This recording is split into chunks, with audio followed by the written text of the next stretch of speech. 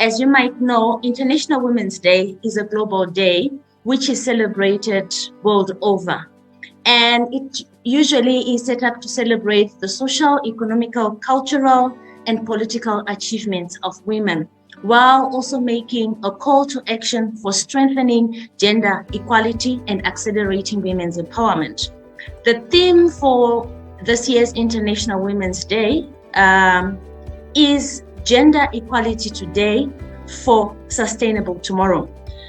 The objective of our commemoration today is to recognize and celebrate the powerful force of women, girls, to lead changes in global progress towards gender-sensitive climate change mitigation and adaptation. Ndinonzi Isabel Chikaka, ndiri murimi wembeu tsangadiki dzatinoti dzemavambo, pachirungu vanoti agroecology. Tinorimba mbeu dzemavambo dzakafanana mhunga, machava, torima nyemba, torima nyimu, torima masunflower. Vana vangu vanoona school fees, ndinowana rubatsiro rwekuti ndikatengesa ndinokwanisa kurarama nevana vangu. Zviyo zvezvatataura kuti kuno tiri kuedza. Zvinotengwa nema$20, 25 years per bucket. Zvasiyana nechibage. Chibage soto vanogona $3, $2, sokuti chakawanda. Okay, so saying the most vulnerable groups which are affected by the impacts of climate change are women and children. They bear the most brunt of the shocks and the impacts of climate change, as they are disproportionately affected. The impacts being droughts, severe storms, floods.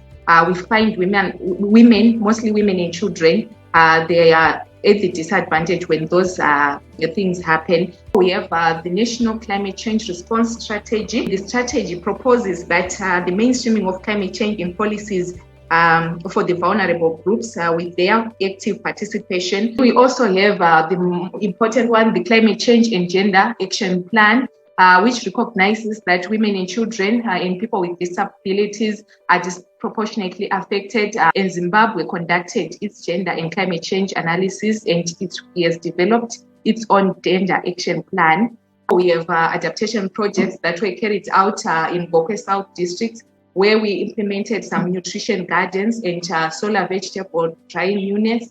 When you look at women-led businesses, we've got an example of an organization called Mobility for Africa. And for Mobility for Africa, it's an organization that promotes electric vehicles for mainly the target women.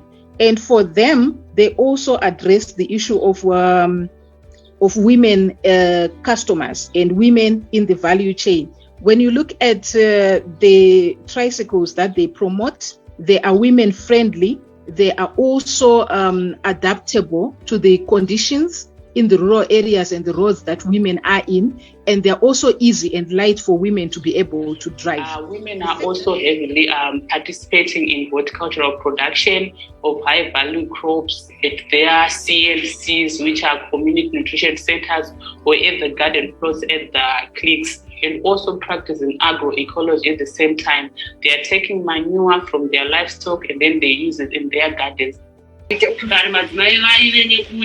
Kupinda muzvinhu zvinenge zvichiitika asi kubudikidza nemukana watave nawo madzimai semuvhileji medu muno mutina sabhuku nyandoro mukadzi, tina ward councillor mukadzi, inini pachangu titori chairled pakriki, tine malead farmer vechidzimai ndo vakawanda pamaprograms edu atinenge tichiita.